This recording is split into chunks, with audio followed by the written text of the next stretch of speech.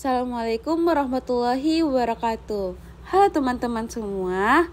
Nah, kali ini kami ingin menjelaskan tentang fraksinasi liquid-liquid partition dengan corong pisah.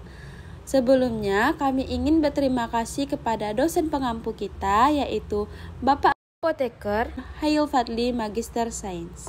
Adapun anggota kelompok 9 antara lain ada Anissa Melani dengan NIM 2101168, ada Muhairani Azmi dengan NIM 2101187, lalu ada Ril Aisyah Nurhawa dengan NIM 2101194, kemudian ada Restia Septi dengan NIM 2101193. Adapun pokok pembahasan yang akan menjadi bahasan utama hari ini adalah yang pertama ada pendahuluan, lalu ada prinsip dasar fraksinasi liquid-liquid partition, kemudian ada peralatan dan bahan yang diperlukan pada saat fraksinasi liquid-liquid partition, kemudian ada proses fraksinasi liquid-liquid partition, lalu ada variasi dalam metode fraksinasi, ada keuntungan dan keterbatasan fraksinasi liquid partition,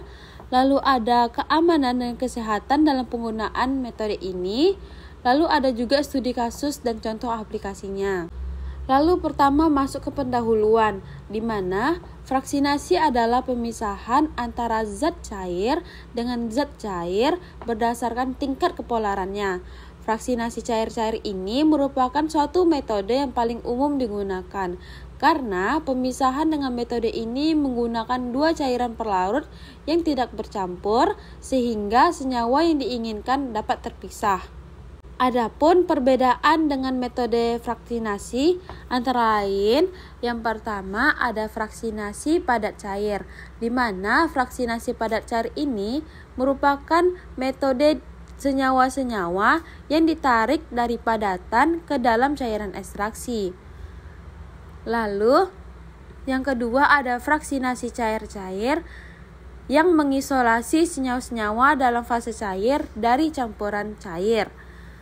Yang ketiga ada fraksinasi kolom, di mana proses pembagian fraksinasinya dilakukan pada sebuah kolom dengan menggunakan prinsip-prinsip kromatografi, di mana sama-sama mengaplikasikannya dengan prinsip tingkat kepolaritasannya. Adapun tujuan dan manfaat fraksinasi liquid-liquid partition ini, yang pertama ada pemisahan senyawa campuran, di mana untuk memisahkan senyawa-senyawa yang terkandung di dalam campuran. Lalu, yang kedua terdapat pemurnian senyawa. Dengan menggunakan pelarut yang sesuai, senyawa yang diinginkan dapat diperoleh dalam bentuk yang lebih murni daripada yang ada dalam campuran awal. Lalu, yang ketiga terdapat isolasi senyawa spesifik, di mana teknik ini memungkinkan isolasi senyawa-senyawa tertentu yang memiliki sifat kelarutan yang berbeda-beda. Adapun prinsip-prinsip fraksinasi liquid-liquid partition ini terdapat syarat-syarat pelarutnya, di mana syarat pelarutnya itu harus memiliki kepolaran yang sesuai dengan bahan yang diekstraksi dan harus terpisah secara pengocokan yang ditandai dengan terbentuknya dua lapisan yang tidak saling tercampur. Kemudian ada sifat-sifat pelarut yang perlu ditimbangkan, antara lain pelarut harus mampu melarutkan senyawa-senyawa yang ingin dipisahkan. Lalu yang kedua ada kerapatan, karena akan mempengaruhi perpindahan fase dan pemisahan. Kemudian ada polaritas. Lalu masuk ke perbedaan fase organik dan air, di mana fase organik ini merupakan larutan yang mengandung banyak solut dan disebut dengan ekstrak. Kemudian, di mana fase air ini merupakan larutan yang mengandung sedikit solut yang disebut dengan rafinat. Adapun pelarut yang umumnya dipakai untuk fraksinasi adalah yang pertama ada N-heksan. N-heksan itu bersifat nonpolar. Kemudian ada etil asetat. Etil asetat bersifat semipolar. Kemudian ada metanol. Metanol itu bersifat polar. Berikut adalah peralatan dan bahan yang diperlukan dalam proses fraksinasi menggunakan corong pisah. Yang pertama dapat kita lihat terdapat alat corong pisah. Selanjutnya terdapat statif dan klem. Lalu ada beker gelas, ekstrak yang akan kita gunakan sebagai sampel, dan pelarut. Pada fraksinasi, pelarut yang digunakan terdapat dua jenis, di mana dua jenis pelarut ini tidak dapat saling bercampur. Berikut adalah proses fraksinasi liquid-liquid partition dengan menggunakan corong pisah. Proses yang pertama, ekstrak sampel yang kita gunakan, kita encerkan dengan menggunakan aquades, lalu kita masukkan ke dalam corong pisah, lalu kita tambahkan dengan pelarut. Selanjutnya, kita akan lakukan pengocokan selama 15 menit sampai terbentuk dua lapisan. Yang selanjutnya dapat kita lihat pada gambar di mana lapisan atas itu adalah lapisan fase organik, sedangkan yang di bawah itu adalah fase airnya.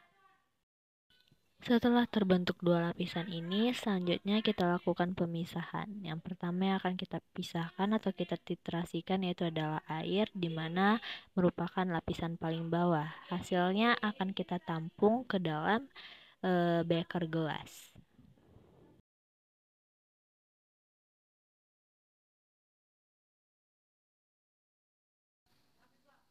Selanjutnya kita masuk ke proses fraksinasi liquid-liquid partition, di mana di sini terdapat 4 proses. Yang pertama itu proses fraksinasi kering, di mana suatu proses fraksinasi yang didasarkan pada berat molekul dan komposisi dari suatu material. Yang kedua itu ada proses fraksinasi dengan solvent, di mana suatu proses fraksinasi dengan menggunakan pelarut. Yang ketiga, proses fraksinasi basah, yaitu suatu proses fraksinasi dengan menggunakan zat pembasah.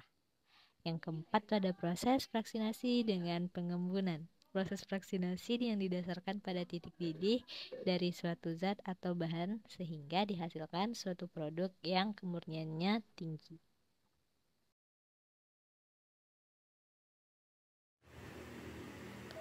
Variasi dalam metode fraksinasi. Fraksinasi dalam berbagai skala dapat dilakukan dengan metode ekstraksi cair-cair. Yang pertama ada kromatografi cair vakum atau KCV. Ini ada kromatografi untuk memisahkan senyawa menggunakan pompa vakum untuk memudahkan penarikan eluen. Yang kedua ada kromatografi kolom atau KK. Metode yang digunakan untuk memurnikan bahan kimia tunggal dari campurannya. Selanjutnya itu ada size exclusion chromatografi SEC.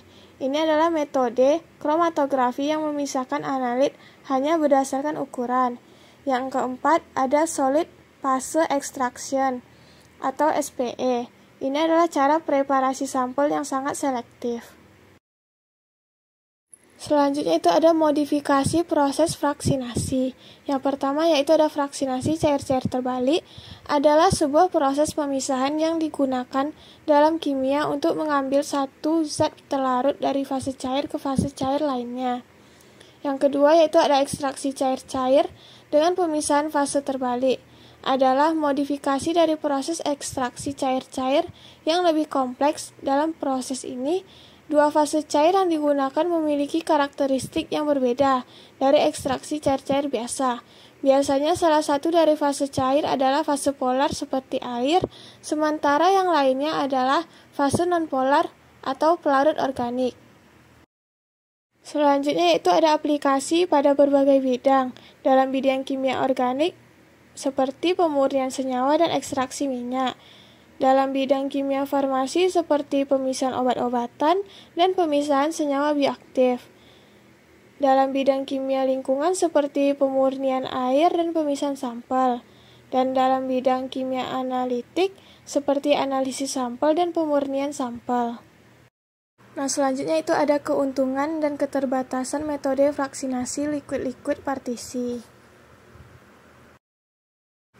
Nah, keuntungannya itu yang pertama itu sederhana dan mudah digunakan. Metode ini relatif sederhana, tidak memerlukan peralatan laboratorium yang mahal atau kompleks. Yang kedua, aplikasi yang luas. Metode fraksinasi corong pisah dapat digunakan dalam berbagai bidang kimia dan berbagai jenis sampel. Ini dapat digunakan untuk memisahkan senyawa-senyawa berdasarkan kelarutan, titik didih, atau sifat fisika lainnya. Selanjutnya itu ada keterbatasan. Yang pertama, kemungkinan kehilangan sampel. Jika tidak berhati-hati, sebagian sampel dapat tertangkap di dalam fase cair yang diabaikan, sehingga hasil akhir tidak akurat. Yang kedua, pengaruh variabilitas operator. Jika tidak digunakan dengan cermat, variasi dalam cara operator menjalankan proses dapat menghasilkan hasil yang bervariasi. Yang ketiga, ketidakmampuan memisahkan senyawa dengan perbedaan yang sangat kecil dalam sifat fisiknya, dan ketidakmampuan untuk memproses pencampuran yang sangat kompleks secara efisien. Selanjutnya itu ada keamanan dan kesehatan dalam penggunaan metode ini. Yang pertama itu mengetahui informasi mengenai bahaya bahan kimia, alat-alat, dan cara pemakaiannya. Yang kedua, memakai APD lengkap. Yang ketiga, bertanyalah jika Anda merasa ragu. Yang keempat, jangan makan dan minum di lab. Yang kelima, limbah organik dibuang pada tempat terpisah agar bisa didaur ulang. Yang keenam, gunakan lemari asam untuk melindungi diri dari gas beracun. Selanjutnya itu ada studi kasus dan contoh aplikasi. Berikut adalah contoh analisis senyawa tertentu dengan metode fraksinasi, yaitu dengan judul Fraksinasi dan Identifikasi Senyawa Volatil pada Asap Cair Tempurung Kelapa Hibrida. Dilihat dari penelitian terbaru dalam fraksinasi liquid-liquid partisi, yaitu hasil dari fraksinasi biji buah nyemplung. Ada N-heksan, rendemen yang didapatkan yaitu 42,4%. Ada etil asetat, rendemen yang didapatkan itu yaitu 26,8%. Untuk Aquades, rendemen yang didapatkan itu yaitu 18,1%.